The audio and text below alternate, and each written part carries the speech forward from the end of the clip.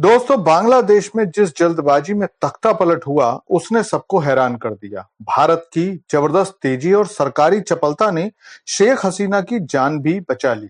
लेकिन क्या इससे बांग्लादेश एज अ कंट्री बच पाया? तो इस सवाल का सिर्फ और सिर्फ एक ही जवाब है, और वो है नहीं। क्योंकि इस तख्ता पलट के बाद बांग्लादेश की नई सरकार और वहां की जनता को भविष्य में जो परेशानी आने वाली है, उनका सारा भविष्य अब साफ साफ देखा जा सकता है। और वैसे तो कई दिक्कतें आ चुकी हैं, लेकिन इस बार बांग्लादेश के लिए आंसू निकालने वाली परेशानी रूस की तरफ से आई है।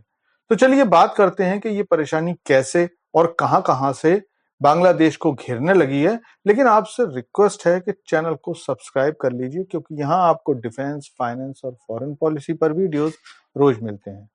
तो दोस्तों, बांग्लादेश की सत्ता परिवर्तन की सबसे मजबूत और विश्वसनीय वजह जो सामने आई, उसकी वजह पीएम शेख हसीना ने बताई थी, जब उन्होंने बताया था कि पश्चिमी देश उनसे सेंट मार्टिन आइलैंड की मांग कर रहे थे। और सरकार बनने के बाद जिस तरह से भारत के नॉर्थ ईस्ट में आतंकियों ने ड्रोन और रॉकेट से हमला किया है, उससे लोग इसी थ्योरी को सच मान रहे हैं कि पश्चिमी देश ही इस तख्ता पलट के पीछे हैं, जिसका मकसद भारत का पूर्वी बॉर्डर अशांत करना था।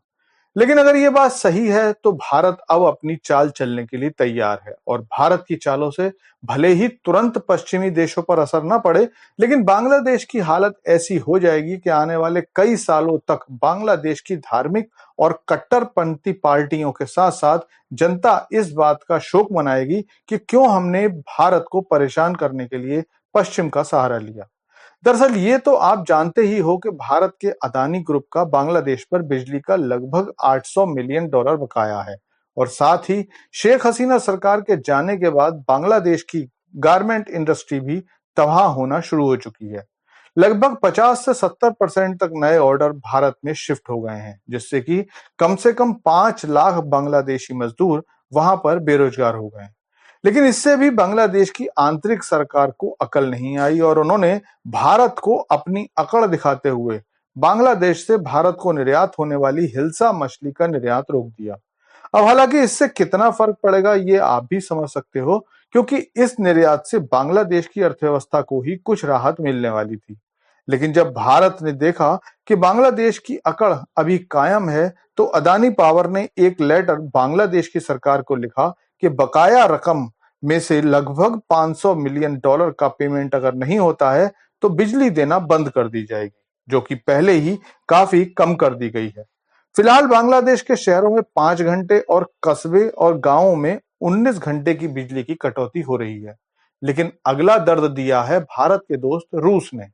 दरअसल रूस बांग्लादेश में एक न्यूक्लियर पावर प्लांट लगा रहा है। इस पावर प्लांट को रूपर न्यूक्लियर प्लांट के नाम से जाना जाता है। इसमें 2400 मेगावाट बिजली बनाई जा रही है।